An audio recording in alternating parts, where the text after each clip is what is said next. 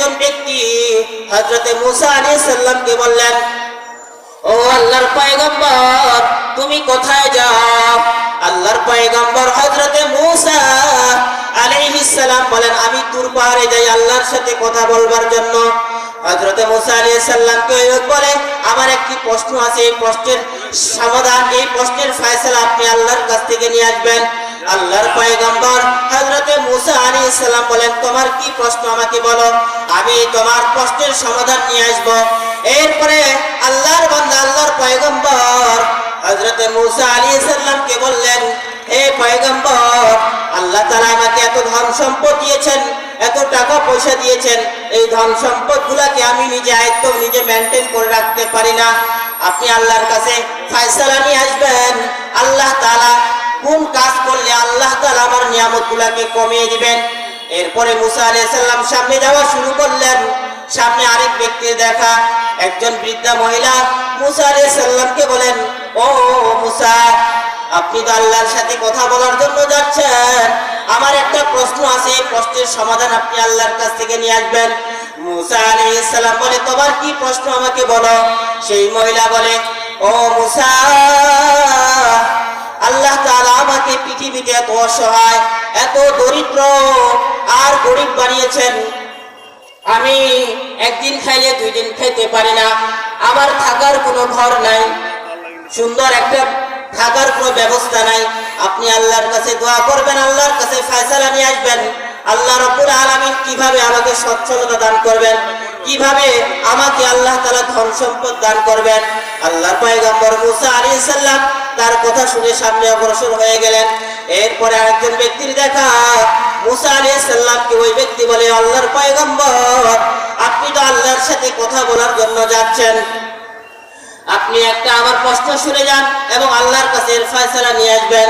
আল্লাহর পয়গম্বর হযরতে মুসা আলাইহিস সালাম তাকে বলে, তোমার কি প্রশ্ন, আমাকে বলো, আমি তোমার প্রশ্নের সমাধান আমি নিয়ে আসব। এরপরে আল্লাহর বান্দা বলে, মুসা, আল্লাহ রাব্বুল আলামিন আমাকে দেখেন, আমার 2টা হাত নাই, 2টা পা নাই, আল্লাহ রাব্বুল আলামিন দুনিয়াতে আমাকে কেন সৃষ্টি করেছেন, আল্লাহ পাকের উদ্দেশ্য কি, আল্লাহ পাক কেন আমাকে দুনিয়াতে বানাইলেন। আল্লাহর পয়গম্বর মুসা আলাইহিস সালাম তার কথাগুলোকে শ্রবণ করে হযরতে মুসা আলাইহিস সালাম তুর পাহাড়ে চলে গেলেন। যাওয়ার পরে আল্লাহর সাথে কথাবার্তা বললেন, বলার পরে মুসা আলাইহিস সালাম তাদের 3 ব্যক্তির প্রশ্নের কথা ভুলে গেলেন। এরপরে মুসা আলাইহিস সালাম আবার আল্লাহর সাথে কথা বলার জন্য 3টি প্রশ্নের উত্তর নেওয়ার জন্য আবার চলে গেলেন। যাওয়ার পরে আল্লাহকে বলে, আল্লাহ, আমাকে 3 জন ব্যক্তি প্রশ্ন করেছিল, 3 জন ব্যক্তি আপনার কাছ থেকে প্রশ্নের উত্তর নিয়ে যেতে বলেছেন। আল্লাহর পয়গম্বর হযরতে মুসা আলাইহিস সালাম বলেন, ও আল্লাহ, এক ব্যক্তি আমাকে প্রশ্ন করেছে, তার অনেক ধন সম্পদ, সে ধন সম্পদ কমিয়ে ফেলতে চায়, তার আমল কি করলে তার ধন সম্পদ কমে যাবে। আল্লাহ রাব্বুল আলামিন বলে, মুসা, তুমি তাকে জানিয়ে দিও, সে যেন আল্লাহর অকৃতজ্ঞতা করে শুকরিয়া আদায় না করে। এরপরে আল্লাহর পয়গম্বর হযরতে মুসা আলাইহিস সালাম আল্লাহকে বললেন, আল্লাহ, আরেক ব্যক্তি প্রশ্ন করেছে, সে অনেক গরিব অসহায়, সে কিভাবে সচ্ছলতা অর্জন করতে পারে, তার আমল আপনি শিখিয়ে দেন। আল্লাহ রাব্বুল আলামিন বলে, মুসা, তাকে তুমি বেশি বেশি শুকরিয়া আদায় করতে বলবা, সে যদি শুকরিয়া আদায় করে আমি আল্লাহ তার নিয়ামতকে বাড়িয়ে দেব। এরপরে মুসা আলাইহিস সালাম আল্লাহকে বললেন, আল্লাহ, আরেক ব্যক্তি আমাকে প্রশ্ন করেছিল, ওই ব্যক্তির পা নাই, হাতও নাই, সে যেখানে সেখানে একটু গোস্তের টুকরার মতো পড়ে থাকে, তাকে আপনি কি জন্য বানাইছেন। আল্লাহ রাব্বুল আলামিন হযরতে মুসা আলাইহিস সালামকে বললেন, মুসা, আমি জাহান্নামের ভিতরে একটা ছিদ্র গর্ত তৈরি করেছি, ওই জাহান্নামের গর্তটা, ওই জাহান্নামের ছিদ্রটা আমি মুসা আলাইহিস সালাম ওই বান্দা যাকে আমি দুনিয়াতে হাত দেই নাই, পা দেই নাই, তাকে দিয়ে ওই গর্তটা ভর্তি করব। এরপরে মুসা আলাইহিস সালাম যখন সেখান থেকে ফিরলেন, প্রত্যেকে তাদের উত্তর দিয়ে দিলেন। প্রথমে ওই পঙ্গু ব্যক্তির সাথে দেখা হয়, আল্লাহর পয়গম্বর হযরতে মুসা আলাইহিস সালাম ওই ব্যক্তিকে বলে, আল্লাহর বান্দা, আল্লাহ তোমাকে দুনিয়াতে অহেতুক অযথা অকারণে সৃষ্টি করে নাই, আল্লাহ তাআলা তোমাকে দুনিয়াতে একটা উদ্দেশ্য নিয়ে সৃষ্টি করেছেন, একটা মাকসাদ নিয়ে সৃষ্টি করেছেন। আল্লাহ রাব্বুল আলামিন জাহান্নামের ভিতরে একটা ছিদ্র আছে, এই ছিদ্রটা তোমাকে দিয়ে আল্লাহ পরিপূর্ণ করবেন। এই বান্দা যখন এই কথা শুনলেন, শোনার পরে আল্লাহর দরবারে শুকরিয়া আদায় করলেন এবং আল্লাহর দরবারে শুকরিয়া আদায় করে বললেন, আল্লাহ দুনিয়াতে আমাকে অকারণে অযথা আপনি তৈরি করেন নাই, সৃষ্টি করেন নাই, আপনি উদ্দেশ্য নিয়ে একটা সৃষ্টি করেছেন।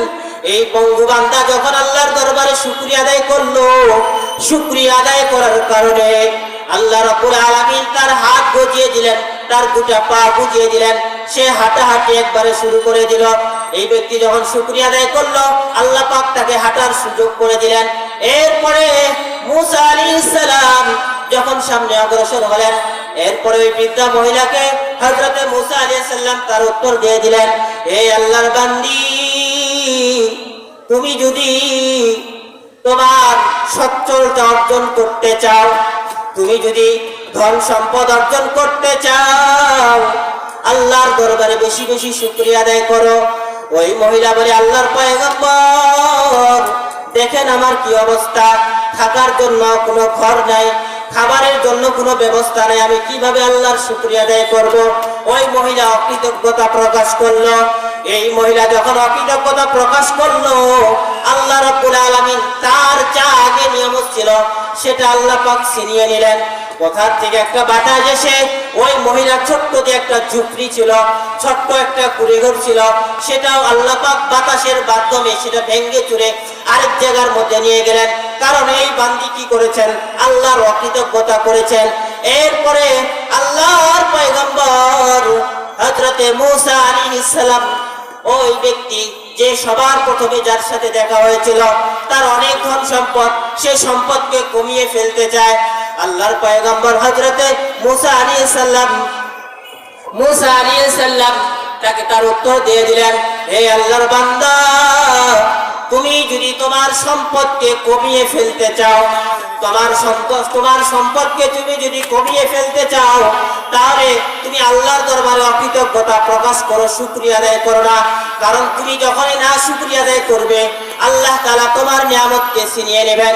এরপরে আল্লাহর বান্দা আল্লাহর পয়গম্বর হযরতে মুসা আলাইহিস সালামকে বলেন, ও আল্লাহর পয়গম্বর, যে আল্লাহ আমাকে দয়া করে মায়া করে এতগুলো সম্পদ দান করলেন, এতগুলো টাকা পয়সা অর্থ আল্লাহ তাআলা আমাকে দান করলেন, ওই আল্লাহর আমি কিভাবে না শুকর আদায় করব? ওই আল্লাহর আমি কিভাবে অকৃতজ্ঞতা প্রকাশ করব?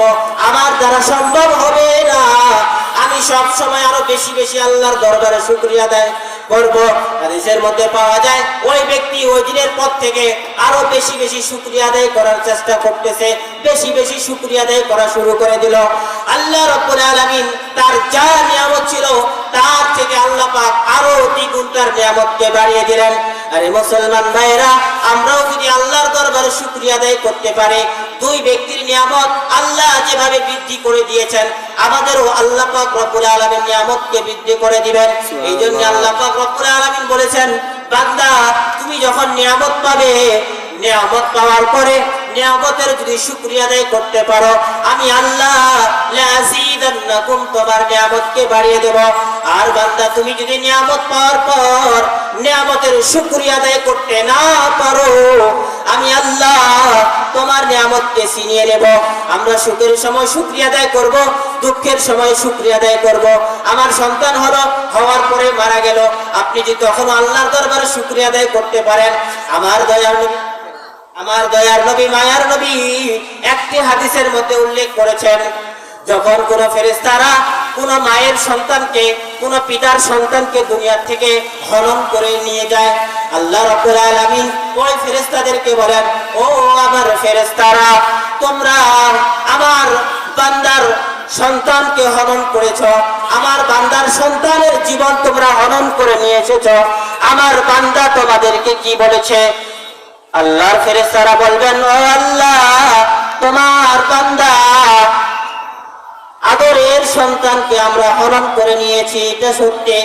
এরপরে আল্লাহ রাব্বুল আলামিন আবার ওই ফেরেশতাদেরকে বলবেন, ও ফেরেশতারা, তোমরা যখন আমার বান্দার কলিজার টুকরা সন্তানকে হরণ করেছো, একমাত্র প্রিয় পুত্রকে যখন তুমি হরণ করে নিয়ে এসেছো, আমার মুসলমান ভাইরা রে একটু লক্ষ্য করে শুনবেন, এই সন্তানকে যখন তুমি হরণ করে নিয়ে এসেছো, তখন ওই আল্লাহ তাআলা আবার ফেরেশতাদেরকে বলবেন, তোমরা কি আমার কলিজা টুকরা সন্তানদেরকে তোমরা কি হরণ করে নিয়ে এসেছো? তখন ফেরেশতারা বলবেন, হ্যাঁ আমরা তার সন্তানকে নিয়ে এসেছি।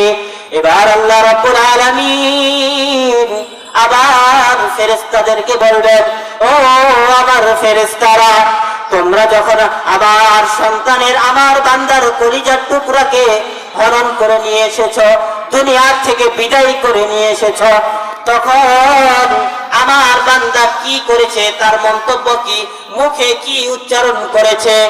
আল্লাহর ফেরেশতাগুলো আল্লাহকে বলে, আল্লাহ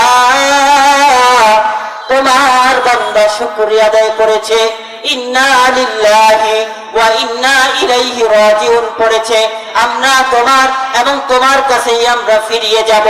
আপনার বান্দা শুকরিয়া আদায় করেছে। এরপরে আল্লাহ রাব্বুল আলামিন ফেরেশতাদেরকে বলেন, ও আমার ফেরেশতারা, ওই বান্দা তার আদরের সন্তান, কলিজার টুকরা সন্তানকে তোমরা তার কাছ থেকে কেড়ে নিয়ে আসলা, হরণ করে নিয়ে আসলা। আমার বান্দা আমার দরবারে শুকরিয়া আদায় করেছে। আমি আল্লাহ ওই বান্দার জন্য জান্নাতের মধ্যে একটা ঘর তৈরি করে রাখলাম। আমি ওই বান্দার জন্য জান্নাতে একটা ঘর নির্মাণ করে দিলাম, যেই ঘরের নাম হলো বাইতুল হক। এই জন্য মুসলমান ভাইরা, আমরা দুঃখের সময় আল্লাহর দরবারে শুকরিয়া আদায় করব, ভালো কাজ করতে পারলেও আমরা আল্লাহর শুকরিয়া আদায় করব। কোনো বিপদ আসলে, কোনো আপদ আসলে আমরা ধৈর্য ধারণ করে আল্লাহর দরবারে সবর করব। যদি আমরা সবর করতে পারি, ওই দুই ব্যক্তির নিয়ামত আল্লাহ তাআলা যেভাবে বৃদ্ধি করে দিয়েছেন, আল্লাহ তাআলা আমাদের নিয়ামতকেও বৃদ্ধি করে দিতে পারেন। বলেন পারেন কিনা? জি। এই জন্য আমরা সব সময় আল্লাহর দরবারে কি করব? শুকরিয়া আদায় করব। আল্লাহ পাক সকলকে আল্লাহর দরবারে সুখে দুঃখে সব সময় শুকরিয়া আদায় করার তৌফিক দান করুন। আসসালামু আলাইকুম ওয়া রাহমাতুল্লাহ।